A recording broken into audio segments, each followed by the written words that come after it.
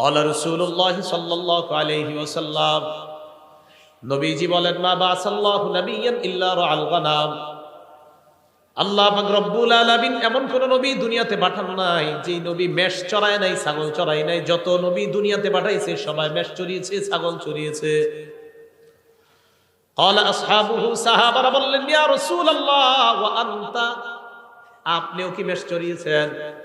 নবীজি জবাব দেয়, কুনতু আরআহা আলা করারিত লি আহলি মক্কা, আমি কয়েক দিরহামের বিনিময়ে পারিশ্রমিকে আমি মক্কাবাসীর ছাগল চড়াইতাম। আমি হালাল পারিশ্রমিকে মক্কাবাসীর ছাগল চড়াইতাম, মেষ চড়াইতাম। হালাল উপার্জনের জন্য নবীজি বলেন আমি মেষ চড়াইতাম। তাহলে হালাল উপার্জন করতেন নবীজি মেষ চড়িয়ে, কারণ রসুলদের খাদ্য হালাল হতে হবে। আমাদের নবীও বলেন যে আমি উপার্জন করতাম কিভাবে, মেষ চড়াইতাম, এর বিনিময়ে আমি কয়েক কিরাত দিরহাম পাইতাম। তাহলে নিজের উপার্জিত এই হালাল ইনকামটা, এটা যত কষ্টকর হোক, এটা যদি হালাল হয়, এটার মধ্যে আলাদা একটা শান্তি আছে। সহিহ বুখারী 2072 নম্বর হাদিসের বর্ণনা। আনিল মিকদাম রাদিয়াল্লাহু তাআলা আনহু قال قال رسول الله صلى الله عليه وسلم, মিকদাম রাদিয়াল্লাহু তাআলা আনহুর বর্ণনা, রাসূলুল্লাহ সাল্লাল্লাহু আলাইহি ওয়াসাল্লাম বলেন, হাদিসের অনুবাদটা মন দিয়ে শুনেন, মা আকালা আহাদুন তাআমান কাত্তু খায়রাম মিন আইয়া আকুলা মিন আমালি ইয়াদিহি, কোন মানুষ তার হাতের উপার্জিত হালাল খাদ্যের চাইতে উত্তম খাদ্য আর কখনো খায় না। কোন মানুষ নিজের হাতের, নিজের কষ্টের উপার্জিত হালাল খাদ্যের চাইতে দামি খাদ্য, পবিত্র খাদ্য, এত উত্তম খাদ্য আর মানুষ খায় না। মানুষের কষ্টের হালাল উপার্জিত খাদ্যটা এটা এতটা দামি। পরে কি কয় দেখেন, وإن نبي الله داود عليه الصلاة والسلام كان يأكل من عمل يده, আল্লাহ নবী দাউদ আলাইহিস সালাতু ওয়াস সালাম নিজের হাতের উপার্জিত, এই উপার্জিত ইনকামের পর ওই ইনকাম দিয়ে তিনি হালাল খাদ্য গ্রহণ করতেন। এর মানে নবী দাউদ নবীও নিজের কষ্টার্জিত হালাল খাদ্য গ্রহণ করতেন। এই হাদিস থেকে বুঝলাম আমাদের হাতে হালাল খাদ্য উপার্জন, আমাদের হাতে হালাল উপার্জনটা এবং এটা দ্বারা হালাল খাদ্য সঞ্চয় করা, এটা হলো সবচেয়ে উত্তম। নবী দাউদ আলাইহিস সালাতু ওয়াস সালাম উনিও নিজের হাতে কামাই করতেন, এই সঞ্চয়কৃত ওনার অর্থ দিয়ে উনি জীবিকা নির্বাহ করতেন। বুখারী শরীফের 2074 নম্বর হাদিসের বর্ণনা। আন আবি হুরায়রা রাদিয়াল্লাহু তাআলা আনহু قال قال رسول الله صلى الله عليه وسلم, নবীজি বলেন, লা আইয়াহতাতিবা আহাদুকুম হুজমাতান আলা যহরিহি খায়রুল লাহু মিন আইয়াসআলা আহাদান ফায়ুতিয়াহু আও ইয়ামনাআ। কি কয় দেখেন, নবীজি বলেন তোমাদের কোন ব্যক্তি কাঠের বোঝা পিঠের মধ্যে বহন করা ওই ব্যক্তির চাইতে উত্তম যে ব্যক্তি অন্য কারো কাছে ভিক্ষা চায়। কারো কাছে ভিক্ষা চায়, যার কাছে ভিক্ষা চায় সে দিতেও পারে, নাও দিতে পারে। আল্লাহ নবী কয় ভিক্ষা চাওয়ার চাইতে কাঠ বহন করে তুমি পিঠের উপর কাঠ বহন করবা, ওই কাঠ তুমি বিক্রি করে হালাল উপার্জন করবা। আমি নবীর কাছে ওই ভিক্ষার চাইতে এই পেশা অনেক বেশি দামি। সহিহ বুখারী 2075 নম্বর হাদিস। এই হাদিসের বর্ণনাকারী জুবাইর ইবনুল আওয়াম রাদিয়াল্লাহু তাআলা আনহু। عن الزبير بن العوام رضي الله تعالى عنه قال قال رسول الله صلى الله عليه وسلم لأن يأخذ أحدكم أحبله خير له من أن يسأل الناس। কি কয় দেখেন, তোমাদের কোন ব্যক্তি রশি নিয়ে জঙ্গলে যাইবা, যাওয়ার পর লাকড়ি সংগ্রহ করবা, ওই লাকড়ি রশি দিয়ে বাঁধার পর ওই লাকড়ি বিক্রি করে হালাল উপার্জন করবা, এটা মানুষের কাছে চাওয়ার চাইতে অনেক দামি। তাহলে হালাল উপার্জন অন্য কারো কাছে ভিক্ষা করার চাইতে অনেক দামি। দুইটা হাত ভালো আছে, এই ভালো আছে, দুই হাত পা সব সুস্থ, আপনি ভিক্ষা করার চাইতে হাতে কোনো কাজ টাজ করে হালাল উপার্জন করা, এটা নবীজি দামি উপার্জন বললেন। আমার সাথে একটা বাংলা বলেন, বলেন ভালো মানুষের জন্য ভালো সম্পদ কতই না উত্তম। আবার বলেন ভালো মানুষের জন্য ভালো সম্পদ কতই না উত্তম। এবার একটা হাদিস শুনেন। আল আদাবুল মুফরাদিনে ইমাম বুখারীর লেখা 299 নম্বর হাদিস। আমর ইবনুল আস রাদিয়াল্লাহু তাআলা আনহুর বর্ণনা, তিনি বলেন, বাসাইলাইয়ান নবী সাল্লাল্লাহু আলাইহি ওয়াসাল্লাম, আমর ইবনুল আস রাদিয়াল্লাহু তাআলা আনহু বলেন, আল্লাহর নবী আমার কাছে সংবাদ পাঠিয়েছেন, ফাআমারানি আন আকুযা আলাইয়া সিয়াবি ওয়া সিলাহি সুম্মা আতিহি, আমি যেন যুদ্ধের পোশাক পরে অস্ত্রে শস্ত্রে সুসজ্জিত হয়ে আল্লাহ নবীর কাছে আসি, এই সংবাদ আমার কাছে পাঠাইছেন। আমর ইবনুল আস বলেন, ফাআলতু ফাআতাইতুহু ওয়া হুয়া ইয়াতাওয়াদ্দা, আমি যুদ্ধের পোশাক পরলাম, অস্ত্রে শস্ত্রে সজ্জিত হয়ে আল্লাহ নবীর কাছে গেলাম, গিয়ে দেখি আল্লাহ নবী ওযু করে। নবীজির কাছে যাওয়ার পর ফাসাআদা ইলাইয়াল বাসার, নবী আমার দিকে এইভাবে মাথা উঠায়া ভালোভাবে তাকাইলেন, গভীরভাবে আমাকে দেখলেন। আবার বলছি, আমি নবীজির কাছে গেলাম, নবী ওযু করতেছে, আমি যাওয়ার পর নবী গভীরভাবে আমার দিকে তাকায় রয়েছে অনেকক্ষণ। সুম্মা তাআ, এরপর মাথা নিচে নামাইছে। এরপর আল্লাহ নবী আমাকে বলেন, ইয়া আমর, ইন্নী উরিদু আন আবআসাকা আলা জাইশিন ফায়ুগনিমুকাল্লাহ, আমি তোমাকে একটা সেনাবাহিনীর প্রধান বানিয়ে পাঠাইতে চাই। আমার আশা ওই বাহিনীর সাথে যাওয়ার পর যুদ্ধ করবা, আল্লাহ অনেক গনিমতের মালের মালিক তোমাকে বানাবেন। আমর ইবনুল আস এটা যখন শুনলেন, নবী বললেন, ওয়া ইন্নী আরগাবু লাকা মিনাল মালি সালিহা, আমার আশা তোমার যেন কিছু ভালো সম্পদ অর্জন হয়, এটা আমার আশা। আবার বুঝবেন, নবীজি বললেন, আমর, আমার আশা তোমার যেন কিছু ভালো মাল হয়, সম্পদ হয়, এটা আমার আশা, তাই তোমাকে আমি যুদ্ধে পাঠাইতেছি, এবং আমার আশা এই যুদ্ধে আল্লাহ তোমাকে অনেক নিয়ামত দান করবেন। আমর ইবনুল আস বললেন, ইয়া রাসূলুল্লাহ, মা আসলামতু রাগবাতান ফিল মাল, হুজুর আমি তো সম্পদ অর্জন করার জন্য ইসলাম গ্রহণ করি নাই। সুবহানাল্লাহ। ইন্নামা আসলামতু রাগবাতান ফিল ইসলাম, আমি ইসলাম গ্রহণ করেছি ইসলামের আকর্ষণে।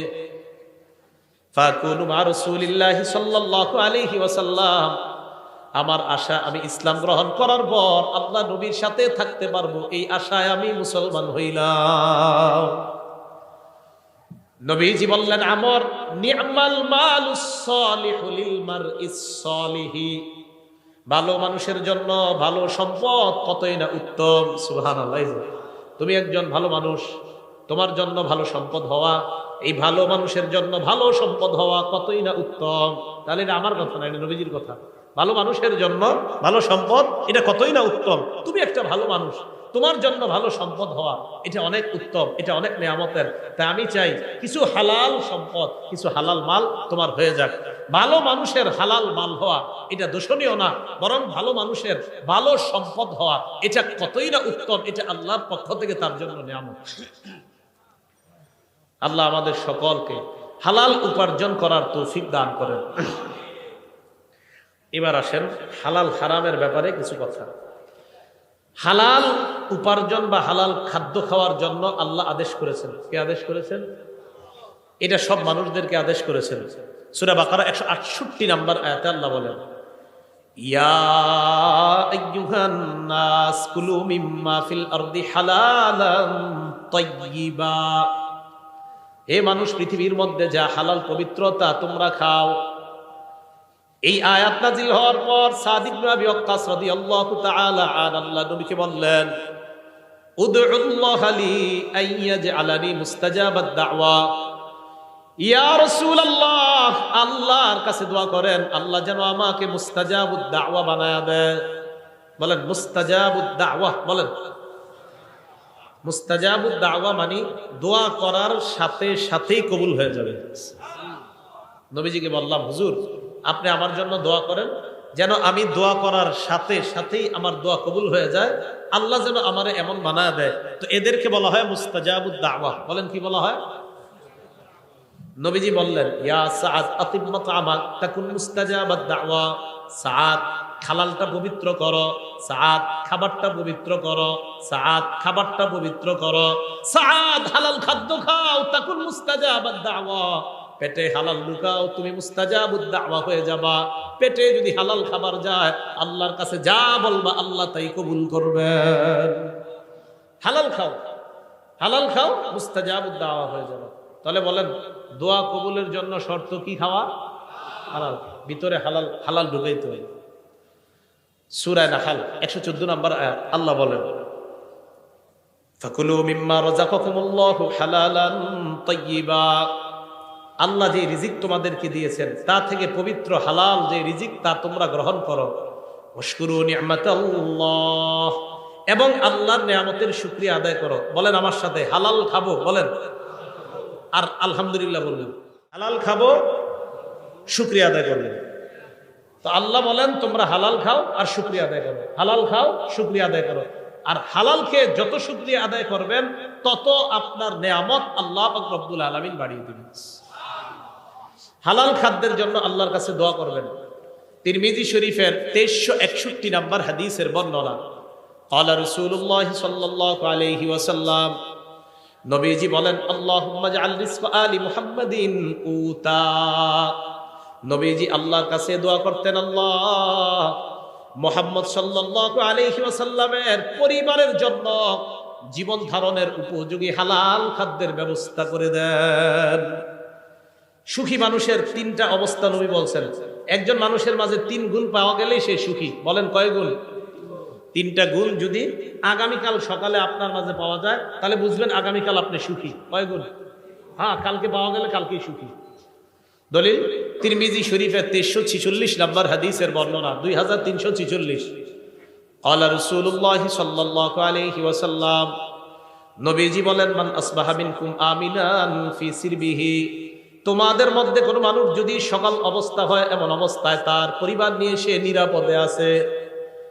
1 নাম্বার, তোমাদের মধ্যে যদি কারো সকাল এমন অবস্থায় হয় সে পরিবারের মধ্যে নিরাপদ, পরিবার সহ পুরা নিরাপদে আছে। 1। 2 নাম্বার, মুআফান ফি জাসাদিহি, শরীরটা সুস্থ আছে। 3 নাম্বার, ইনদাহু কুতু ইয়াউমিহি, তার কাছে একদিনের খাদ্য আছে। বলেন তো, 1 নাম্বার পরিবার নিয়ে সুখে আছে, 2 নাম্বার সুস্থ আছে, 3 নাম্বার কয়দিনের খাবার? নবীজি বলেন, কান্নামা হিজাত লাহুদ দুনিয়া, এই ব্যক্তির জন্য কেমন যেন পুরা দুনিয়ার সব কল্যাণ জমা করা হয়েছে। এই জন্য হালাল খাবেন আর দোয়া করবেন, হালাল খাবেন আর দোয়া করবেন। আরেকটা, হালাল খাবেন আর শুকরিয়া আদায় করবেন। আর আল্লাহ তো বলছে শুকরিয়া আদায় করবা, আমি আল্লাহ নিয়ামত আরো বৃদ্ধি করে দিব। আল্লাহ আমাদেরকে হালাল খাদ্য খাওয়ার তৌফিক দান করেন। সূরা তাহা 81 নম্বর আয়াতে আল্লাহ বলেন, কুলু মিন তাইয়্যিবাতি মা রাযাকনাকুম, আমি তোমাদেরকে যে খাদ্য দিয়েছি তার মধ্যে পবিত্র যেটা, এটা তোমরা খাও, পবিত্র খাদ্য তোমরা খাও। সূরা ইউনূসের 59 নম্বর আয়াতে আল্লাহ বলেন, কুল আরাআইতুম মা আনজালাল্লাহু লাকুম মিন রিজকিন ফাজআলতুম মিনহু হারামান ওয়া হালালা। নবী আপনি বলেন, তোমরা কি ভেবে দেখেছো আল্লাহ তোমাদের জন্য যে রিজিক নাজিল করছেন ওই রিজিকের কিছু অংশ তোমরা হালাল বানাও আর কিছু অংশ তোমরা হারাম করছো। এই যে তোমরা হালাল করো আর হারাম করো, আল্লাহু আযিনা লাকুম, এই আদেশ কি আল্লাহ তোমাদেরকে দিয়েছেন? আম আলাল্লাহি তাফতারুন, নাকি তোমরা আল্লাহর নামে মিথ্যা অপবাদ দাও? এই আদেশ কি আল্লাহ তোমাদেরকে করেছেন কিছু হালাল কিছু হারাম করার জন্য, নাকি আল্লাহর নামে তোমরা মিথ্যা অপবাদ দাও? আমাদের সকলকে আমরা যেন হালালকে হালাল হিসাবে গ্রহণ করি, হারামকে হারাম হিসাবে গ্রহণ করতে পারি, আল্লাহ তৌফিক দান করেন। সহিহ বুখারী 2059 নম্বর হাদিসের বর্ণনা। এই হাদিসটা আমাদের বর্তমান যুগের সাথে আমরা মিলাই দেখেন কি বলে নবীজি। আল্লাহুম্মা লাকাল হামদু ওয়া শুকর। عن أبي هريرة رضي الله تعالى عنه قال قال رسول الله صلى الله عليه وسلم, আবু হুরায়রা রাদিয়াল্লাহু তাআলা আনহুর বর্ণনা, নবীজি সাল্লাল্লাহু আলাইহি ওয়াসাল্লাম বলেন, ইয়াতি আলান নাসি জামান, মানুষের উপর এমন একটা সময় আসবে, লা ইউবালিল মারউ মা আখাযা মিনহু, মানুষ যাচাই বাছাই করবে না কোত্থেকে সে উপার্জন করে, আমিনাল হালালি আমিনাল হারাম। নবীজি বলেন এমন একটা সময় আসবে যে সময় মানুষ পরোয়া করবে না, হালাল কামাই করলো না হারাম কামাই করলো পরোয়া করবে না, পকেটে আসলেই হয়, হালাল হোক আর হারাম হোক এটা পরোয়া করবে না। এই যুগ নবী বলছে আসবে। আপনারা বলেন এটা কি আসবে? তাখরিজু শরহি সুন্নাহ একটা কিতাব। এই কিতাবের 4113 নম্বর বর্ণনা। আন আব্দুল্লাহ ইবনে মাসউদ রাদিয়াল্লাহু তাআলা আনহু قال আব্দুল্লাহ ইবনে মাসউদ রাদিয়াল্লাহু তাআলা আনহুর বর্ণনা, তিনি বলেন, ইয়া আইয়ুহান নাস ইত্তাকুল্লাহ, হে মানুষ তোমরা আল্লাহকে ভয় করো, রিজিক অন্বেষণে তোমরা মধ্যপন্থা অবলম্বন করো। এবার যেটা বলবো অনুবাদটা মন দিয়ে শুনেন, কি কয় দেখেন। লা ইয়াহমিলান্নাকুম ইস্তিবতাউর রিজকি আন তাতলুবুহু বিমাআসিল্লাহ। হালাল পথে রিজিক তালাশ করতে গিয়ে রিজিক আসতে যদি বিলম্ব হয়, আবার বলছি, হালাল পথে রিজিক তালাশ করতে গিয়ে প্রচুর রিজিক আসতে যদি বিলম্ব হয়, রিজিক তালাশ করতেছেন, রিজিক আপনার কাছে আস্তে আস্তে আসতেছে, তো রিজিক তালাশ করতে গিয়ে রিজিক যদি আসতে বিলম্ব হয়, আব্দুল্লাহ ইবনে মাসউদ বলেন, এই রিজিক আসতে বিলম্ব হইলে তোমরা তাড়াতাড়ি রিজিক উপার্জনের জন্য কোন নাফরমানির পথ বাইছে নিবা না। আবার দেখেন কি কয়, লা ইয়াহমিলান্নাকুম ইস্তিবতাউর রিজকি, হালাল পথে রিজিক আসার বিলম্ব হওয়াটা, কি কয় দেখেন, হালাল পথে রিজিক আসার বিলম্ব হওয়াটা লা ইয়াহমিলান্নাকুম, তোমাদেরকে যেন উদ্বুদ্ধ না করে, আন তাতলুবুহু বিমাআসিল্লাহ, হালাল পথে রিজিক আসা বিলম্ব হওয়াটা তোমাদেরকে যেন হারাম পথে দ্রুত রিজিক কামায়ের প্রতি উদ্বুদ্ধ না করে। দোস্তে বলবে, কি রে কি করস, টাকা পয়সা নাই এত, আর বলিস না, ক্ষেত খামার করি কোনো মতে আসে আর কি। আরে আমি কিছু সিস্টেম শিখে নিয়ে গেছে বাজারে, বাজারে গিয়ে কিছু কিছু সিস্টেম শিখাই দিছে যে এই সিস্টেমে তাড়াতাড়ি ধনী হওয়া যায়। তো ওলামায়ে কেরামের কাছে জিজ্ঞাসা করছে, হুজুর আমাকে এরকম সিস্টেম দিছে। আলেমরা বলছে এটা তো হারাম সিস্টেম, এটা তো সুদি সিস্টেম। কয় না, এখানে তো ইসলামের নামাজ।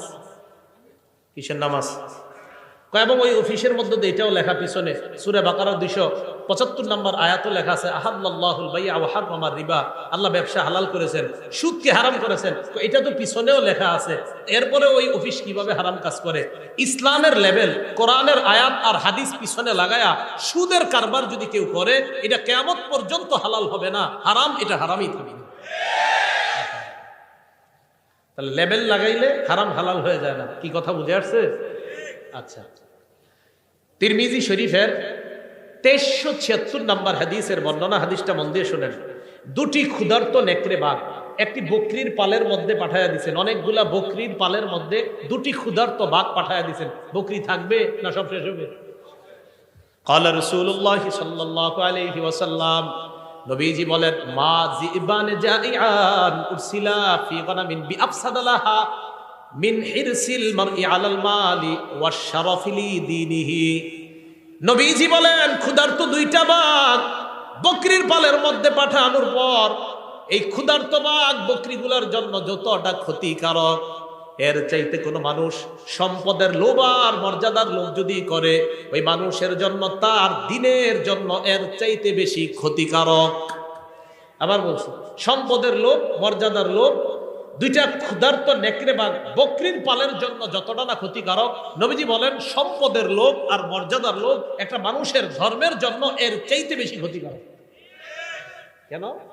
যে আমার সম্পদ দরকার, কি আমার 10 কোটি টাকা লাগবে, এটা হালাল পথে হোক আর হারাম পথে হোক সমস্যা নাই, লাগবে 10 কোটি। বলেন এটা কি তার ধর্ম ঠিক থাকলো না ক্ষতি হয়ে গেল? আবার মর্যাদা, ওই চেয়ারে আমাকে বসতে হবে, কিভাবে বসবো আমি জানি না, বসতেই হবে। বলেন এখন যদি অনৈতিক কোনো পথ বেছে নেয়, এটা কি তার মর্যাদা, তার ধর্মের জন্য এটা কি ঠিক থাকলো না ক্ষতিকারক হয়ে গেল? তাহলে মর্যাদা এবং সম্পদের লোভ, এই দুই লোভ মানুষের ধর্মের জন্য এতটা ক্ষতিকারক, যতটা না ক্ষতিকারক ক্ষুধার্ত নেকড়ে বাঘ বকরির জন্য এর চাইতে বেশি ক্ষতিকারক মানুষ সম্পদের লোভ অনৈতিক পন্থায় করা, আর মর্যাদার লোভ অনৈতিক পন্থায় করলে তার চাইতে বেশি ক্ষতিকারক হয়। তিরমিজি শরীফ 2416 নম্বর হাদিসের বর্ণনা। ক্বালা রাসূলুল্লাহ সাল্লাল্লাহু আলাইহি ওয়াসাল্লাম, নবীজি বলেন, লা তাজুলু কদামা ইবনি আদম হাত্তা ইউসআলা আন খামস, বনি আদমের পা, দুই পা নড়বে না কিয়ামতের ময়দানে 5 প্রশ্ন করার আগ পর্যন্ত। বলেন কয় প্রশ্ন? 1 নাম্বার আন উমরিহি ফিমা আফনা, জীবন কোন কাজে কাটাইছেন। 2 নাম্বার আন শাবাবিহি ফিমা আবলা, যৌবন কোথায় নষ্ট করছেন। রাত 12টার পর দরজা লাগিয়ে মোবাইলটা সামনে নিয়ে যৌবন কি নষ্ট করেছেন কিনা, কিয়ামতের মাঠে এটার হিসাব দিতে হবে। 3 নাম্বার ওয়ান মালিহি মিন আইনা ইকতাসাবা, এটা বুঝেন, সম্পদ কোন পথে কামাই করেছেন, হালাল পথে কিনা। 4 নাম্বার ওয়াফিমা আনফাকা, কোথায় ব্যয় করেছেন, হালাল পথে কিনা, এই জায়গাটা একটু বুঝতে হবে। 3 নাম্বার সম্পদ হালাল পথে কামাই করেছেন কিনা। 4 নাম্বার হালাল পথে ব্যয় করেছেন কিনা। অনেকে মাশাআল্লাহ সম্পদ হালাল পথেই কামাই করে, করার পর এটা দিয়ে 58 ইঞ্চি একটা টেলিভিশন কিনে। তাহলে হালালটা লাগলো কোথায়? হারামে। তাহলে হালাল পন্থায় টাকা কামাইলেন আপনি, কামাই করার পর আপনি এবার এই হালাল টাকা দিয়া বিশাল বড় একটা স্ক্রিনের ব্যবস্থা করলেন সিনেমা দেখার জন্য, তাহলে টাকা কোথায় লাগাইলেন? এটার জবাব দিতে করতে হবে। তো 3 নাম্বার হালাল পথে কামাইছেন কিনা, 4 নাম্বার হালাল পথে ব্যয় করেছেন কিনা, 5 নাম্বার ওয়ান ইলমিহি ফিমা বিমা যা আমিলা ফিমা আলিমা, আপনি যা জানলেন সেই অনুযায়ী আমল করেছেন কিনা, এটা কিয়ামতের মাঠে জিজ্ঞাসা করা হবে। এই জায়গাটা একটু বুঝেন। একটু আগে আমি হালাল হারামের ওয়াজ করছি না, জোরে বলেন। সুদ কি? হালাল পন্থায় টাকা কামাই করে হারাম পথে ব্যয় করা, এটা কি জায়েজ না নাজায়েজ? এই যে আমার থেকে বিষয়টা জানলেন, একটা বিদ্যা জানলেন কিনা, জানার পরে যদি আপনি ঠিকমতো আমল না করেন কিয়ামতের মাঠে এটা জবাবদিহিতা করতে হবে। 5 নাম্বার প্রশ্ন, তুমি যা জানলা ওই জানা অনুযায়ী আমল করছো কিনা। এই যে এতক্ষণ পর্যন্ত আপনি জানলেন হালাল কোনটা হারাম কোনটা, এখন আমার থেকে যে জানলেন তার মানে একটা বিদ্যা জেনে ফেললেন, এই বিদ্যা অনুযায়ী সঠিকভাবে আমল করছেন কিনা এটা কিয়ামতের মাঠে আপনাকে জিজ্ঞাসিত। সুদ কি জানছেন নি? জোরে বলেন, সুদ কি? এটা কি জানছেন? তো খবর আছে। আল্লাহ বুঝার তৌফিক দান করেন। এখন আপনি সঠিক পথে চলার জন্য কি দরকার? আপনি যার সাথে চলাফেরা করবেন এই মানুষটা ভালো হতে হবে। বুঝেন নাই? যার সাথে চলবেন তিনি কি হতে হবে? তিরমিজি শরীফ 1378 নাম্বার হাদিস, ক্বালা রাসূলুল্লাহ সাল্লাল্লাহু আলাইহি ওয়াসাল্লাম, নবীজি বলেন, আর রাজুলু আলা দীনি খালিলিহি ফালয়ানজুর আহাদুকুম মাইয়ু খালিল। নবীজি বলেন মানুষ তার বন্ধুর রীতিনীতির অনুসারী হয়। তোমাদের প্রত্যেকে যেন চিন্তা করে কাকে বন্ধু বানাও। সুদখোরকে যদি বন্ধু বানান আপনারও এটা সুদখোর বানাবে। বন্ধু কারে বানাইতেছেন এটা আপনি বুঝে শুনে বানাইতে হবে। মানুষ তার বন্ধুর রীতিনীতির অনুসারী হয়, অতএব মানুষ যেন চিন্তা করে যে সে কাকে বন্ধু বানায়। আল্লাহ আমাদের জীবনে একজন প্রকৃত বন্ধু আল্লাহ আমাদেরকে ব্যবস্থা করে দেন। সহিহ বুখারীর একটা বর্ণনা শোনেন, 3842 নাম্বার হাদিসের বর্ণনা। আবু বকর সিদ্দিক রাদিয়াল্লাহু তাআলা আনহুর এক আশ্চর্য ঘটনা। ওনার একজন গোলাম ছিল, আম্মা জান আয়েশা সিদ্দিকার বর্ণনা, কানা লি আবি বকর সিদ্দিক রাদিয়াল্লাহু তাআলা আনহু গুলাম কানা ইখরিজু লাহুল খরাজ। আবু বকর সিদ্দিক রাদিয়াল্লাহু তাআলা আনহুর একজন গোলাম, তিনি কর বের করতেন। আবু বকর সিদ্দিক রাদিয়াল্লাহু তাআলা আন এই কর যে বের করে আনতেন এটা থেকে তিনি খাইতেন। একদিন এই গোলাম কি করছে, ফাজাআ বিশাইইন, একদিন কি জানি একটা নিয়ে আসছে, আনার পর আবু বকর সিদ্দিককে বললেন এটা খান। আবু বকর সিদ্দিক এটা খাইলেন। খাওয়ার পর গোলাম বলে, আতাদেরি মা হাযা, আপনি কি জানেন আপনি কি খাইছেন? কয় কেন, কি হইছে? কয় কুনতু তাকাখানতু ফিল জাহিলিয়া, আমি জাহিলি যুগে গণনা করতাম, ভাগ্য গণনা করতাম। কি গণনা করতাম? ভাগ্য। কয় মা উহসিনুল কাহানা ইল্লা আন্নী খাদাতুহু, আমি ভাগ্য গণনা কিছুই জানতাম না, হুদাই মানুষের ধোঁকা দিতাম। আমাদের দেশেও বিভিন্ন ওভারব্রিজের নিচে বিভিন্ন জায়গায় জায়গায় ভাগ্য গণনা করা হয়। হয়তো 100 জনের মধ্যে একজনকে একটা কইছে, এটা কোনো মতে লেগে গেছে, ওই একজন গিয়ে আরো 10,000 রে বোকা বানায় এখানে নিয়ে আসে। এগুলা মিথ্যা কথা। এদের কাছে যারা যাবে তাদের ইমানের মধ্যে খতরা এসে যাবে। ভাগ্য গণনা এগুলো বিশ্বাস করবেন না। তো উনি বলেন, আমি মানুষের ধোঁকা দিতাম, হুদায় আমি ভাগ্য গণনা করতে পারতাম না। তো কি হয়েছে? আমি যার ভাগ্য গণনা করছি জাহিলি যুগে এরকম একজনের সাথে আমার দেখা হয়ে গেছে আজকে, উনি আমাকে এইগুলা দিছে, আমি আপনারে নিয়ে আসলাম আপনার কাছে। ওই ভাগ্য গণনার যে পারিশ্রমিক, এই পারিশ্রমিক আপনার কাছে আনছি, এটাই আপনি খাইছেন। আবু বকর সিদ্দিক কয় সর্বনাশ। ফাআদখালা ইয়াদাহু, মুখে হাত ঢুকাইছে। ফাকাআ কুল্লা শাইইন ফি বাতনিহি, পেটে যা ছিল মুখে হাত ঢুকায়া সব বমি করে ফেলায় দিছে। সব বমি করে কি করছে? ফালায়া দিছে। তাহলে কি বোঝা গেল? হারাম ওনার পেটে ঢুকবে আবু বকর সিদ্দিক রাদিয়াল্লাহু তাআলা আনহু, এটা উনি সহ্য করলেন না, এটা উনি বরদাস্ত করলেন না। এই জন্য আমার আপনার চ্যালেঞ্জিং হলো হালাল গ্রহণ করা, হারাম থেকে বেঁচে থাকা। বলেন কি গ্রহণ করা? হালাল গ্রহণ করা, হারাম থেকে বেঁচে থাকা। তাহলে আমরা হারাম থেকে বেঁচে থাকবো তো ইনশাআল্লাহ, হালাল খাদ্য গ্রহণ করবো তো ইনশাআল্লাহ। আজকে থেকে আমরা সুদী ভয়ঙ্কর, বর্তমানের সবচেয়ে ভয়ঙ্কর একটা অপরাধের নাম হলো হারাম খাওয়া। এই হারাম খাওয়ার মধ্যে একটা হারাম হলো সুদ খাওয়া। বলেন কি খাওয়া? আল আদাবুল মুফরাদের ৮ নম্বর হাদিস, একজন ব্যক্তি, বিখ্যাত ব্যক্তি তাবি, তার নাম কয়সালা ইবনে মাইয়াস। মনে থাকবেন, আমরা কয়সালা একটু মনে রাখলে চলবে, ইবনে মাইয়াস আর মনে রাখা দরকার নাই। কয়সালা ইবনে মাইয়াস তিনি বলেন, কুনতু মান নাজদাত, আমি যুদ্ধ বিগ্রহে থাকতাম। ওয়াকাদ আসাবতু যুনুবান লা আরাহা ইল্লা বিনাল কাবাইর, আমি কিছু গুনাহ করছি, এই গুনাহগুলো আমার কাছে কবিরা গুনাহ মনে হয়েছে। ফাযাকারতু যালিকা লি ইবনে ওমর, আমি এই গুনাহগুলো আব্দুল্লাহ ইবনে ওমরকে জানাইছি। আব্দুল্লাহ ইবনে ওমর জানার পর বললেন, কি কি গুনাহ করছো বলো। তো আমি বললাম কাজা ওয়া কাজা, ওই গুনাহ। ইবনে ওমর বললেন, লাইসাত হাযিহি মিনাল কাবাইর, তুমি যে গুনাহের কথা বলছো এগুলা কবিরা গুনাহ না। প্রধানত প্রধান কবিরা গুনাহ অনেকগুলা, এর মধ্যে উল্লেখযোগ্য প্রধান কবিরা গুনাহ 9টা। এটা ইবনে ওমরের বক্তব্য রাদিয়াল্লাহু তাআলা। তিনি বলেন, 1 নাম্বার শিরকু বিল্লাহ, আল্লাহর সাথে শিরিক করা। 2 নাম্বার ওয়াকাতলু নাসামা, নর হত্যা করা, মানুষ হত্যা করা। 3 নাম্বার ওয়াকসফুল মুহসানা, সতী সাদী কোনো নারীর উপর মিথ্যা অপবাদ দেওয়া। 4 নাম্বার ওয়াকলুর রিবা, সুদ খাওয়া। 5 নাম্বার ওয়াকলু মালিল ইয়াতীম, এতিমের সম্পদ অন্যায়ভাবে ভক্ষণ করা। কি করা বলেন তো? এতিমের সম্পদ অন্যায়ভাবে ভক্ষণ করা। 6 নাম্বার ওয়াল ফিরারু মিনাজ জাহফি, জিহাদের ময়দান থেকে পলায়ন করা। 7 নাম্বার ওয়া ইলহাদুন ফিল মসজিদি, মসজিদের মধ্যে ধর্মদ্রোহী কাজ করা। 8 নাম্বার আল্লাযী ইস্তাসখিরু, ধর্ম নিয়ে উপহাস করা। 9 নাম্বার ওয়া বুকাউল ওয়ালিদাইনি মিনাল উকুক, আপনার নাফরমানির কারণে পিতামাতার চোখ দিয়ে পানি আসা, এটাও ভয়ঙ্কর 9 অপরাধের অন্তর্ভুক্ত। আপনি খারাপ আচরণের কারণে পিতামাতার চোখ দিয়ে পানি আসা। এই 9টার মধ্যে আকলু রিবা, দেখেন সুদ খাওয়া আছে, বলেন সুদ খাওয়া আছে। তাহলে সুদের কথাটা এইখানে আনলেন। সহিহ বুখারী 766 নাম্বার হাদিস, সেখানে রাসূল সাল্লাল্লাহু আলাইহি সাল্লাম বললেন, ইজতানিবুস সাবআল মুবিকাত, 60টি ধ্বংসাত্মক অপরাধ থেকে বাঁচো। এর মধ্যে রাসূল সাল্লাল্লাহু আলাইহি সাল্লাম 4 নম্বরে সিরিয়ালে আকলু রিবা, সুদ খাওয়ার কথা বলেছেন। কি খাওয়া বলেন তো? সুদ খাওয়া। তাহলে সুদ এটা ভয়ঙ্কর অপরাধ, এটা হারাম খাদ্যের মধ্যে একটা ভয়ঙ্কর হারাম হলো সুদ খাওয়া। আল্লাহ আমাদের এই পুরা সমাজকে সুদ মুক্ত একটা সমাজ যেন সবাই মিলেমিশে আমরা সবাই গঠন করতে পারি, আল্লাহ তৌফিক দান করেন।